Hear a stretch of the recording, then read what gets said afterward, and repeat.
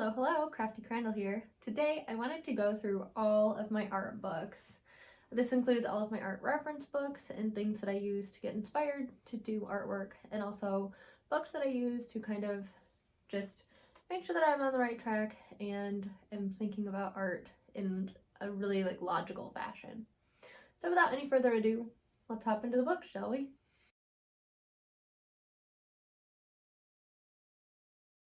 The first category of books that I'd like to talk about is really my reference specific books, the books that are meant to teach you step by step how to draw or how to perform a certain skill within the art realm.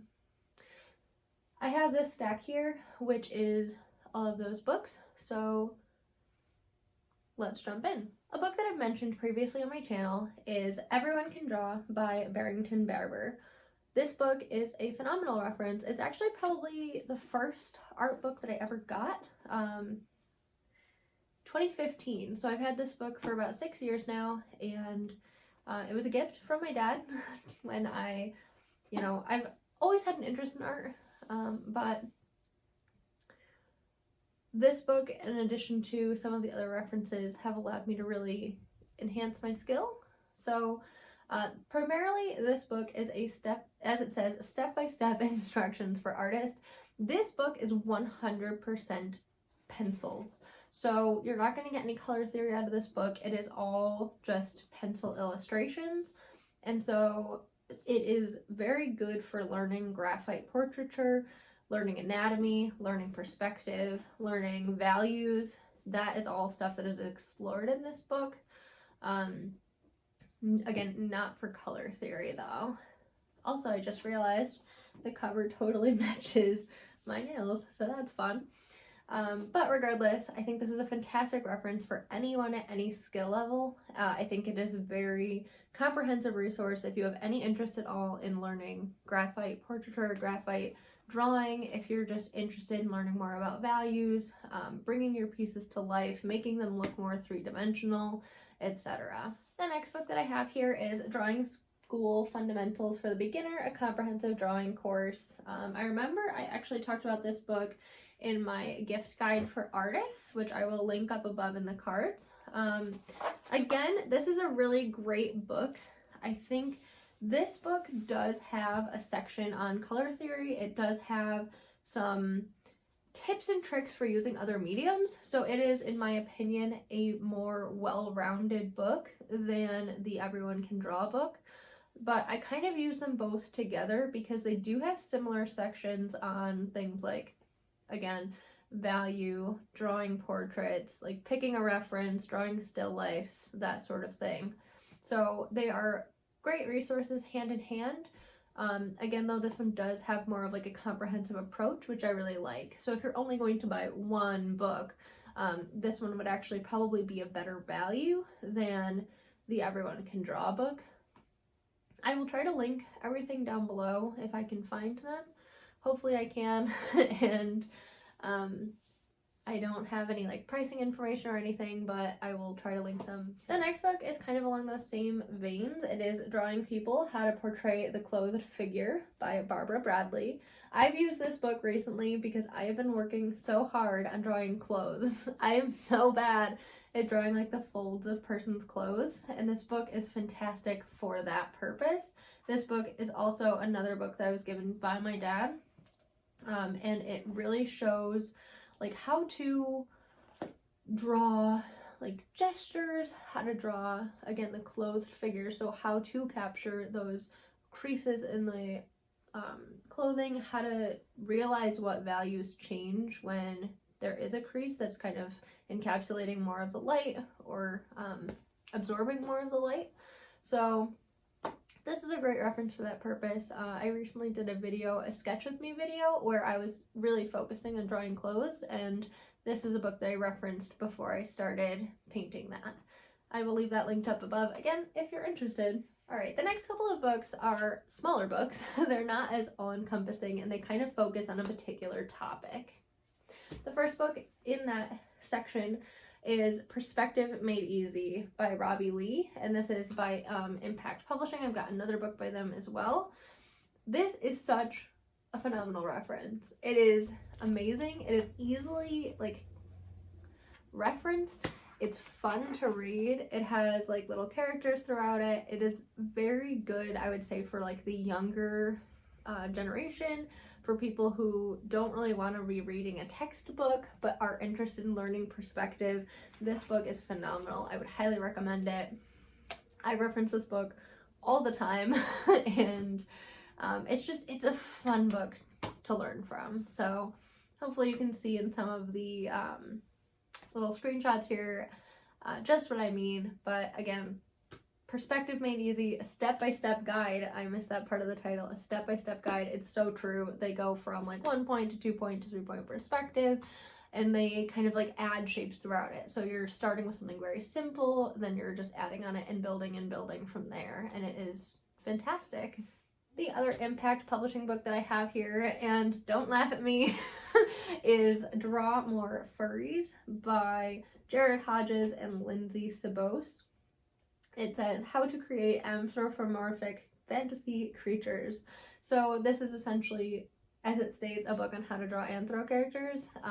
I got this book from Barnes & Noble because I was looking for an art book that covered a subject that I did not have any references on, and boy did I find one. It's basically explaining how to like elongate the features and capture like the human and the animalistic elements of the characters that you want to draw. So it's kind of like pushing you into a more creative approach to making characters, and it does a great job in my opinion. Again, it is really fun to read through. It has tons of really cool characters, and it is very colorful and just an enjoyable book to read from. If you've read any of the How to Draw manga books, which I no longer have, but I did have as a kid, if you've read any of those, it is very similar in style to that, and is kind of in and of itself like a similar anime style to those. So if you're interested in any of that, I would highly recommend this book. It is a really fun little reference. The next one I have here is just pencil drawing project book for beginners. I believe this came with some of my watercolor supplies or art supplies that I got somewhere, and it is just like literally the most amazing little reference on pencil drawing. It has a couple of different exercises for you to go through, and it's just a really quick, really easy, digestible reference to utilize.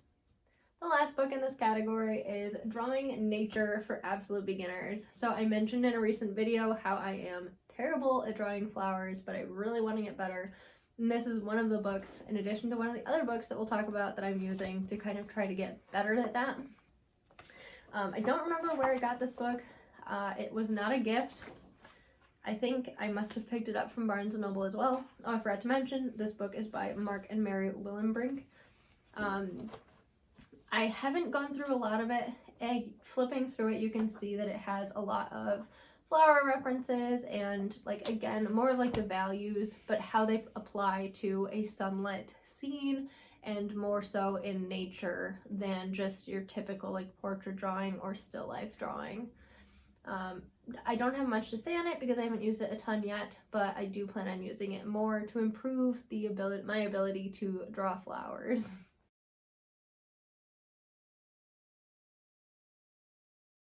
The next category of books that I'm going to talk about are all of my watercolor references. As you probably know if you watched any of my videos previously, I love watercolors. Watercolors are my primary art medium now. Although I used to do a lot of graphite portraiture and strictly graphite work, I now do a lot more watercolors, gouache paintings, etc. So these books are what have helped me kind of learn and develop my skills in watercolor. The first book that I have here is Everyday Watercolor, Learn to Paint Watercolors in 30 Days by Jenna Rainey. This book is, again, a fantastic reference. This was, again, a gift from my dad. My dad is so supportive of my art, and I really do I really appreciate that support. If you don't have anyone supporting your art, it can be a little bit tough to continue forward with it because you feel really discouraged. But if you can find just that one person to help you with that, highly recommend. So essentially this book walks you through exercises that you're meant to do within 30 days. I've done up to 4 days so far. I kind of started and stopped, as you can imagine, It shows you exactly what colors you'll need, what brushes you need, everything that you're going to need to paint through the tutorial that they're giving you. So this is a fantastic book. It builds on itself day by day, teaching you new techniques and new compositional elements to improve your watercolor paintings. The next book I have is Watercolor With Me in the Forest by Dana Fox. And how cute is this cover? The whole book is comprised of watercolor paper so that you can literally paint with her through all of the examples. So again, they kind of get more and more complex as you go on, again, teaching you different techniques within the watercolor realm so that you can feel comfortable with different watercolor techniques. The paper in the book is probably about 90 GSM, so it's not like the most amazing paper on the planet, but it's meant to just be a really quick, fun reference guide for you to learn how to use watercolors. I've painted through a couple of these so far, and let me tell you, it's been so much fun. I absolutely love this book, and I think it's such a creative idea. This would be a fantastic gift for any watercolorist that you know. Or if you yourself are a watercolorist, I highly recommend that you get this book so that you can kind of push through and see, you know, different techniques or different subject matters that you would never think about painting on your own. Because this is the in the forest version, it is all comprised of forest creatures, and it is just a blast to go through. And the last book in this category is the one that I mentioned earlier to help me draw nature better. So I have here the Watercolor Flower Painter's A to Z Guide, an illustrated directory of techniques for painting 50 popular flowers. This book is going to teach me how to paint flowers. It is such a great reference. Again, it has just breathtakingly gorgeous examples that are way beyond my skill level at this point, but again, the book does build on itself, so it is so helpful. And it has as many flowers as you can imagine. I am terrible. I don't really know that many flowers. I only know the flowers that like grow natively here. And so in addition to being a great reference to like learn how to paint different types of flowers, it's also just a great botanical reference to learn about what different flowers there are. The last two books that I'm going to talk about are kind of in a category of their own. So the first one here is 365 Days of Creativity by Lorna Scoble. This book has so many fun little games and art prompts for you to work through. It is meant to be completed within a year, and it has 365 prompts, as you would imagine, and it kind of guides you through what different mediums it wants you to use so that it pushes you to really kick up your creativity, use different mediums, use prompts that you might not otherwise think of, and it is just a really fun little artist's book for when you're feeling uncreative or just need something to paint and you don't know what to paint. This book will tell you what to, well, paint, draw, etc. I highly recommend this. Again, this would make a great gift, or if you yourself are feeling art blocked, this might help get you out of that rut. And the final book that I have here is more of the inspirational book. This is the Eleeza, The Art of Eliza Ivanova book that I actually did a whole video unboxing if you want to see that on my channel here. This book, again, is just a great reference. As you can see, I've got my bookmark in it. It has stories about her life, how she does her artwork, different tutorials to kind of emulate some of her techniques, in addition to just different insights into her process and a lot of her pieces that you can look to for inspiration and just to, you know, take note of her different techniques to try to incorporate some of them into your own artwork. This is kind of the type of book that I want to get more of. I was recently watching the video by Studio of Eminem, which is basically a similar topic to this video in that she was discussing her 10 top favorite art books. And she had like 5 or 6 different books of this kind, such as like The Art of Studio Ghibli, The Art of The Legend of Zelda. So those are the types of art books that I am more interested in getting now that I've got a good basis of reference books as well. So none of the books that I'm talking about are actually in her video, so I'll leave her video linked down below if you're interested in seeing her choices for the top 10 books that she would recommend for artists. This is one of the books that I am very excited about. and again, plan on getting more like this. So there you have it. There is my list of art books that I own. I hope that you enjoyed this video. If you did, please give it a thumbs up. Please subscribe to my channel if you're interested in more art and book related videos every single Tuesday and occasionally on Fridays. Thank you so much. Have a good one. Bye.